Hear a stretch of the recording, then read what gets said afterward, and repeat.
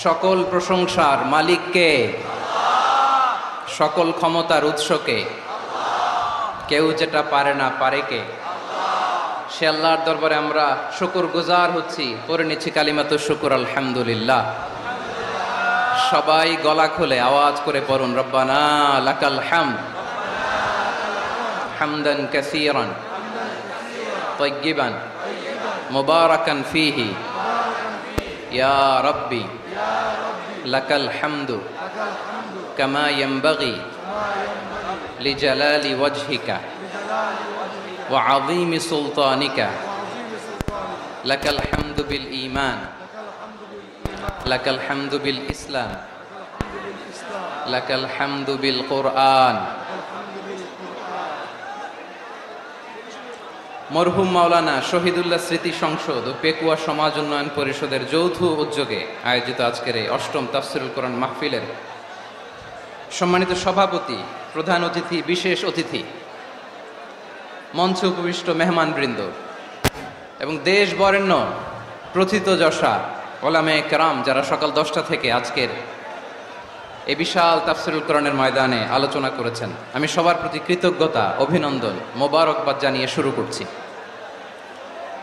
আল্লাহ রাব্বুল ইজ্জত জালালের দরবারে শুকরিয়া জ্ঞাপনের পাশাপাশি আমি আপনাদের শুকরিয়া জানাই যারা কক্সবাজারের বিভিন্ন থানা থেকে, চট্টগ্রামের বিভিন্ন থানা থেকে এবং বাংলাদেশের বিভিন্ন জেলা থেকে আজকের আমাদের এই প্রোগ্রামে প্রায় দীর্ঘ 5 বছর পর যে তাফসীরুল কোরআনের প্রোগ্রাম দিয়ে এবছর আমরা প্রোগ্রাম শুরু করছি, সেই প্রোগ্রামে আপনারা জয়েন করেছেন। আপনাদের সবাইকে অন্তরের অন্তঃস্থল থেকে শুভেচ্ছা জানাই। আমি অন্তরের অন্তঃস্থল থেকে শুভেচ্ছা জানাতে চাই আমার প্রিয় সাংবাদিক বন্ধুদের, electronics media, printing media, YouTuber ভাইদের। আজকে এই প্রোগ্রামের শান্তি শৃঙ্খলা নিরাপত্তার দায়িত্বে নিয়োজিত ছিল পুলিশ বাহিনী, বিডিআর বাহিনী, তারপরে র্যাব, দেশপ্রেমিক সেনাবাহিনী এবং পেকুয়ার ভলান্টিয়ার্স ভাইয়েরা, যারা যেভাবে আজকের প্রোগ্রামকে সার্থক করার জন্য আপনারা শ্রম দিয়েছেন, সময় দিয়েছেন, মেধা দিয়েছেন, উপস্থিত হয়ে প্রোগ্রামকে সার্থক করেছেন, আমি সবাইকে শুভেচ্ছা এবং মোবারকবাদ জানিয়ে শুরু করতে চাই। সম্মানিত ভাইয়েরা, আমাদের সময় হাতে খুব কম। বড় তাফসীল প্রোগ্রামগুলোর সবচেয়ে বড় ক্রাইসিস বা প্রবলেম হচ্ছে এখানে শোডাউন থাকে বেশি, ইউটিউবার থাকে বেশি, নিউজ কাভারেজ বেশি, কিন্তু মন খুলে, প্রাণ খুলে, নিঝুম নিস্তব্ধ একটা পরিবেশে কথা বলার যে সুযোগ, সেটা হয়ে ওঠে না। কিন্তু আমরা একটু কষ্ট করলে, একটু স্যাক্রিফাইস করলে এটা সম্ভব। আমি শুরুতে হাত জোর করে আল্লাহর ওয়াস্তে আপনাদেরকে চুপ থাকতে বলেছি। কোনো ভলান্টিয়ার্স আপনাকে বলবে না, একজন আরেকজনকে বলবে না, একে অন্যকে বলার দরকার নাই, থামো, সরো, জায়গা নাই, কিছু বলার দরকার নাই, শুধু চুপ থাকতে হবে মেহেরবানি করে কয়েকটা মিনিট। আল্লাহর ওয়াস্তে যদি মেহেরবানি করে চুপ থাকতে পারেন, কয়েকটা কথা শেয়ার করবো ইনশাআল্লাহ। এইদিকে চুপ হয়ে গেছে মাশাআল্লাহ, এই দিকটাতেও আল্লাহর ওয়াস্তে ধাক্কা ধাক্কি জায়গা না হলে পেছনে চলে যাও, আমাকে দেখা লাগবে জরুরি না তো, এলইডি আছে ওখানেও দেখা যাবে, ওখানে চলে যাও। ধাক্কা ধাক্কি করে ঘেমে ঘরমাক্ত হয়ে কি একটা কঠিন অবস্থা। শীতের সিজন মনে হয়, আমি তো ঘামতেছি, হ্যাঁ ফ্যানটা বাড়াই দিতে হবে, ঘামতেছি টোটালি। র্যাবের ভাইয়েরা কি পরিমাণে কষ্ট স্বীকার করেছে আমাকে এখানে উঠাতে, যে এটা বলে বোঝানোর মতো না। তো আমাদের দেশের ভাইয়েরা ইমোশনাল, আবেগী, অনেক আবেগ দিয়ে অনেক কিছু আমরা হারাই, ভুল করি, আমরা বুঝি না, লং রানে আমরা চিন্তা করতে পারি না। একটা নিঝুম নিস্তব্ধ পরিবেশ যদি দেয়া যেত, কথা বলতে পারতাম, লক্ষ লক্ষ কোটি কোটি মানুষ, সারা পৃথিবীর মানুষ এটা শুনতো, মানুষের মন, মস্তিষ্ক, চিন্তা, মননে পরিবর্তন আসতো। কিন্তু ধাক্কা ধাক্কি করে আসতে আসতে আমাদের মাইন্ড ডিস্টার্ব হয়ে যায়। কিছু বুলেট পয়েন্ট সাজিয়ে নিয়ে আসছে, যেটা বলবো এটা ব্রেন থেকে হারিয়ে যায়, আর মনে রাখতে পারি না। জান নিয়েই তো টানাটানি, আমি মনে রাখবো কি? জান নিয়ে টানাটানি। তো যদি আমরা প্রতিটা বড় বড় পাবলিক ইভেন্টে যদি এরকম করি, আমাদের পক্ষে কি আর ময়দানে কথা বলা সম্ভব হবে? বাধ্য হয়ে পরে ফেসবুকে ঘোষণা দিব যে আমি আর তাফসির মাহফিলে নাই, আমি মসজিদের হালাকা করব, 20 জন নিয়ে আমি দাওয়াতি কাজ করব, যথেষ্ট, গুড ইনাফ। এটাই আপনারা চান নাকি? এটাই চান? তো একটু মেহরবানি করে চুপ করা যাবে না, জায়গা না হলে পেছনে চলে যান, কিন্তু যারা থাকবেন চুপচাপ, আওয়াজ করা যাবে না। আল্লাহর ওয়াস্তে অনুরোধ করার পরে যদি এটা ভায়োলেট করেন, জবাব দিতে হবে আল্লাহর কাছে। খবরদার, আল্লাহর ওয়াস্তে বলেছি, আওয়াজ করা যাবে না। ভাইয়েরা, এভাবে আলোচনা করা যায় না, মেহরবানি করে আওয়াজ করবেন না। আমার দিকে তাকান। আজকে যে টপিকটা নিয়ে আমি আপনাদের সামনে কথা বলবো সেটা হচ্ছে আমাদের ধর্মীয় জীবনে, সামাজিক জীবনে, রাষ্ট্রীয় জীবনে ঐক্যবদ্ধ থাকার গুরুত্ব। The importance of unity in our life. আমরা ঐক্যবদ্ধ থাকতে চাই কি চাই না? এই আপনাদের গলার আওয়াজ। আমরা ঐক্যবদ্ধ জীবনযাপন করতে চাই কি চাই না? চাই। ঐক্যের কোনো বিকল্প নাই। গত 50 বছর তো দেখেছি এই ডিসইউনিটি, অনৈক্য, বিভেদ, বিচ্ছিন্নতা আমাদেরকে কোথায় নিয়ে গিয়েছে। এই যে দেখেন, কিছুদিন আগে আমাদের বর্তমান নেতা ডক্টর ইউনূস, উনি সব রাজনৈতিক নেতৃবৃন্দদেরকে ডেকেছেন একটা ইস্যুকে কেন্দ্র করে। তার মানে গোটা বাংলাদেশ এক হয়ে গিয়েছে। আমরা সবাই উদ্বেলিত হয়েছে, উচ্ছ্বসিত হয়েছে, ঠিক কিনা বলেন? রাজনৈতিক নেতাদেরকে ডেকেছেন উনি, আমরা এক হয়েছি। এরপরে ধর্মীয় অঙ্গনের যে লিডাররা, বিভিন্ন ধর্মের, শুধু মুসলিম না, সবাইকে ডেকেছেন, আমরা ঐক্যবদ্ধ হয়েছি। এটাকে বলে ন্যাশনাল ইউনিটি, জাতীয় ঐক্য। যে কোনো ধরনের কনস্পাইরেসি, ষড়যন্ত্র, আধিপত্যবাদ মোকাবেলায় জাতীয় ঐক্যের চেয়ে মোক্ষম হাতিয়ার আর নাই। আমাদের একটা প্রতিবেশী দেশ আছে, আমরা আমাদের দেশ নিয়ে যত ভাবি তারা তার চেয়ে বেশি ভাবে। কথা বুঝতেছেন না? আরো ভেঙে বলতে হবে। হ্যাঁ, আমরা আমাদের দেশ নিয়ে যত উদ্বিগ্ন, এদের আরো টেনশন বেশি। বলেন, আমাদের দেশে শান্তি আছে না নাই? আমরা হিন্দু মুসলিমে কখনো দাঙ্গা লাগে? আসতে বলেন, কেন লাগে? ওদের পূজা পার্বণে আমাদের মাদ্রাসার ছেলেরা যে পাহারা দেয়, চিল্লায় বলেন ঠিক কিনা? আমাদের তাফসির মাহফিলের সময় ওরা ডিস্টার্ব করেন, ঢোল বাজায় না। ওদের পূজা পার্বণের সময় আমাদের তাফসির মাহফিলের ডেট হলে আমরা চেঞ্জ করে দেই। সুবহানাল্লাহ, কি সাম্প্রদায়িক সম্প্রীতির রোল মডেল। আর ওই বাংলাদেশের ব্যাপারে তারা অনেক ডিসইনফরমেশন ছড়াচ্ছিল। ভারতের অনেকগুলো গণমাধ্যম, আমি জেনারেলাইজ করব না, আমাদের প্রতিবেশী দেশের সব গণমাধ্যমকে আমি দোষ দিতে চাই না, অনেকগুলো গণমাধ্যম তারা ডিসইনফরমেশন শেয়ার করেছে। ডিসইনফরমেশন আর মিস ইনফরমেশনের পার্থক্য আছে। মিস ইনফরমেশন না জেনে ভুল বুঝে একটা মিথ্যা বা ভুল তথ্য ছড়িয়ে দেয়া, এটার ক্ষমা আছে, এটার কি আছে? আর ডিসইনফরমেশন মানে ইচ্ছা করে, প্ল্যান করে, ম্যাপ করে, ছক এঁকে মিথ্যা, গুজব, রটনা সোশ্যাল মিডিয়ায় ছড়ানো, এটার ক্ষমা আছে? আওয়াজ করে বলেন, ক্ষমা আছে? ভারতের কিছু গণমাধ্যম তাই করেছে। আমরা ব্যথিত হয়েছি, আমাদের হৃদয়ে রক্তক্ষরণ হয়েছে। আমাদের প্রতিবেশী দেশকে বলতে চাই, আমাদের দেশ নিয়ে আপনাদের ভাবার দরকার নাই। নিজের চরকায় তেল দেন, নিজের দেশ নিয়ে ভাবেন।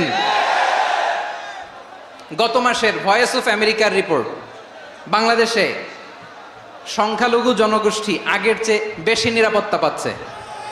Report voice of America, Muslim report নাকি? মুসলিম জরিপ, ভয়েস অফ আমেরিকা। কথা বুঝে নাই বোধহয়। ভয়েস অফ আমেরিকা কি আমাদের রিপোর্ট? না, ভয়েস অফ আমেরিকার জরিপ, বাংলাদেশের সংখ্যালঘু জনগোষ্ঠী আগের চেয়ে ভালো নিরাপত্তা পাচ্ছে। শুধু এখানেই শেষ না, মাইক্রোসফটের একটা জরিপ শোনায় আপনাদেরকে। তারা সারা পৃথিবীতে গুজব, ভুয়া আর মিথ্যা নিউজ ছড়ানোতে কোন দেশ সেরা একটা রিপোর্ট করেছে। এর মধ্যে 1 নম্বরে এসেছে ভারতের নাম। মাইক্রোসফট তো মুসলমানরা চালায় না? কথা বোঝে নাই বোধহয়। প্রতিবেশী দেশকে বলবো, আপনারা নিজের চরকায় তেল দেন, আপনারাও শান্তিতে থাকেন, আমাদেরকেও শান্তিতে থাকতে দেন। সব চেঞ্জ করা যায়, প্রতিবেশী চেঞ্জ করা যায় না। আমাদের ল্যান্ড তাদের ল্যান্ড, পাশাপাশি। আমরা চাই তারাও সুখে থাক, আমরাও সুখে থাকি, ঠিক কিনা? কিন্তু প্রতিবেশী হলে বন্ধুত্বপূর্ণ আচরণ করতে হয়। প্রতিবেশী যদি বন্ধু না হয়ে প্রভু হতে চায়, এরকম দানব প্রতিবেশী কেউ চায় না। ভারত যদি বন্ধুত্ব উপহার দেয়, আমরাও বন্ধুত্ব দিব। কি বলেন? তারা যদি বন্ধুসুলভ আচরণ করে আমরাও বন্ধুত্ব উপহার দেব, কারণ আমাদের পররাষ্ট্র নীতি হচ্ছে সবার সাথে বন্ধুত্ব, কারোর সাথে বৈরিতা নয়। আলহামদুলিল্লাহ বলেন, কত চমৎকার পলিসি আমাদের। আমরা নির্বিবাদী, আমরা বাংলাদেশিরা শান্তিকামী, we are proud of that. এজন্য আমরা গর্ববোধ করি। আমাদের পররাষ্ট্র নীতি সবার সাথে বন্ধুত্ব, কারোর সাথে শত্রুতা নয়। তাই প্রতিবেশী দেশকে বলবো, আমার ভাইয়েরা, আপনারাও আমাদের ভাই, বন্ধুত্ব দিলে বন্ধুত্ব পাবেন। বন্ধুত্ব ইজ ওয়েলকাম, দাদাগিরি নয়। বন্ধুত্ব ওয়েলকাম, দাদাগিরি নয়, লাউড এন্ড ক্লিয়ার। ভারত যদি বন্ধুত্ব দেখায় বন্ধুত্ব পাবে, কিন্তু ভারত যদি বাংলাদেশে আধিপত্যবাদ বিস্তার করতে চায়, বাংলাদেশের 18 কোটি জনগণ সেটা রুখে দেবে। ভারত যদি গৌর গোবিন্দের ভূমিকায় নামতে চায়, দেশের 18 কোটি মুসলমান শাহজালালের ভূমিকায় নামবে।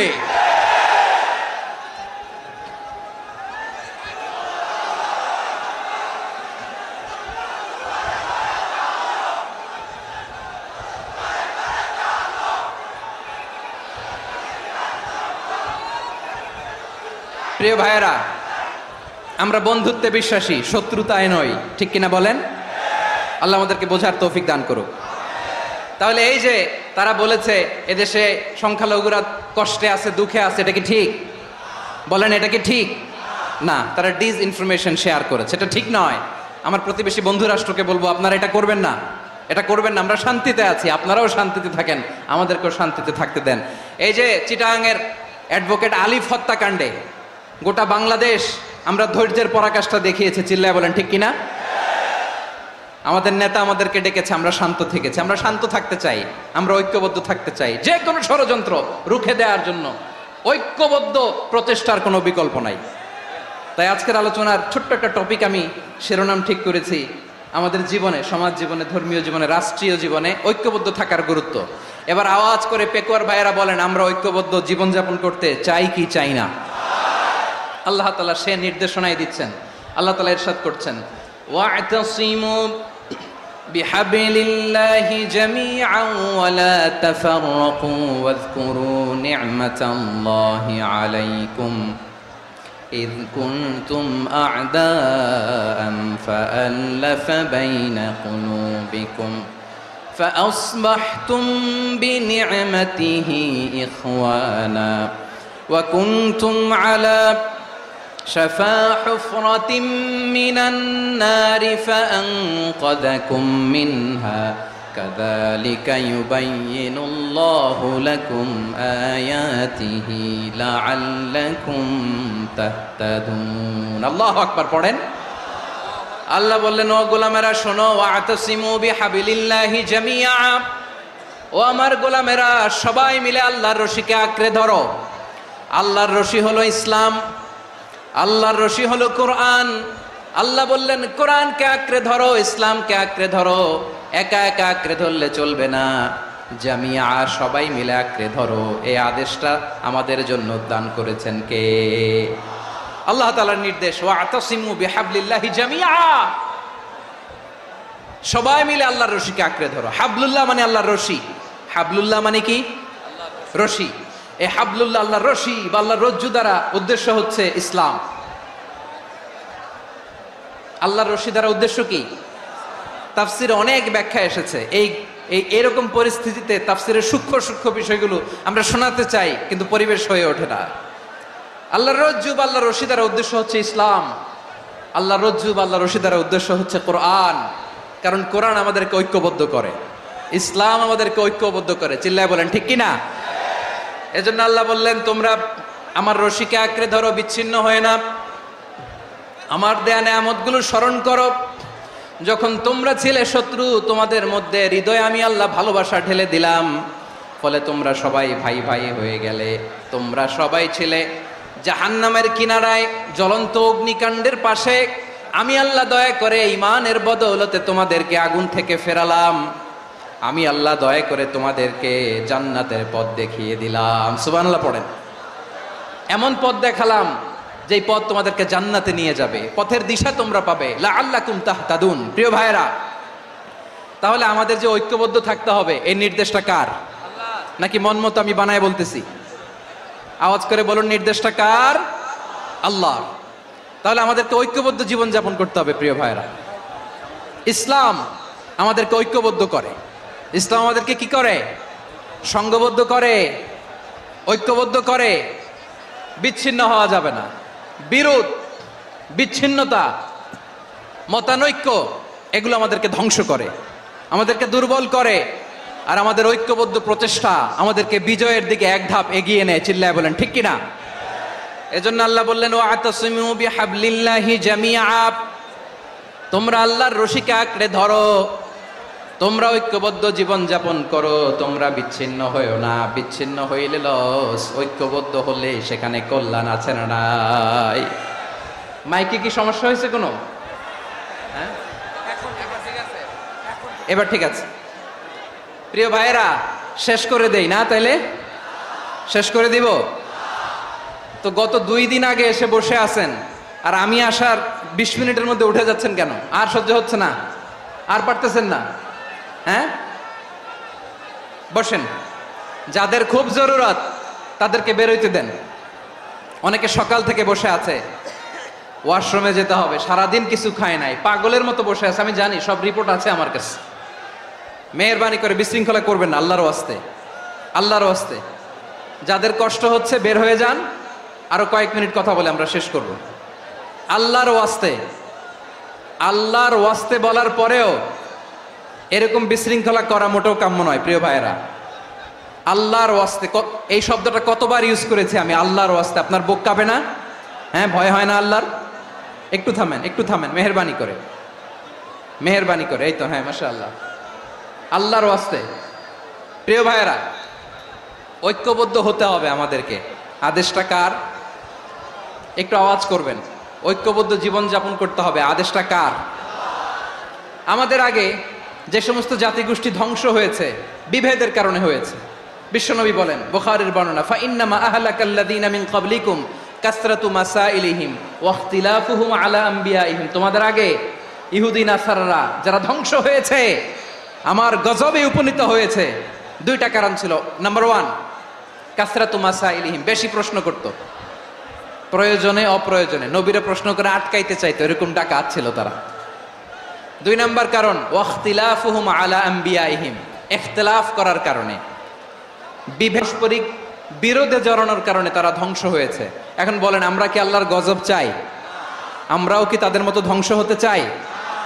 এজন্য আল্লাহ তাআলা সূরা আল ইমরানের 105 নম্বর আয়াতে বললেন, ওয়ালা তাকুনু কাল্লাযীনা তাফাররাকু ওয়াখতালাফু মিন বা'দি মা জাআহুমুল বাইয়িনাত ওয়া উলাইকা লাহুম আযাবুন আযীম। খবরদার, প্রমাণ পাওয়ার পরেও, দলিল নাজিল হওয়ার পরেও যারা বিরোধ করেছে, ইখতিলাফ করেছে, বিচ্ছিন্ন হয়েছে, খবরদার তোমরা তাদের মতো হয়ো না। যদি তাদের মতো হও তাহলে জেনে রাখো, ওয়া উলাইকা লাহুম আযাবুন আযীম, তাদের জন্য আমি মর্মন্তুদ শাস্তি প্রস্তুত করে রেখেছি।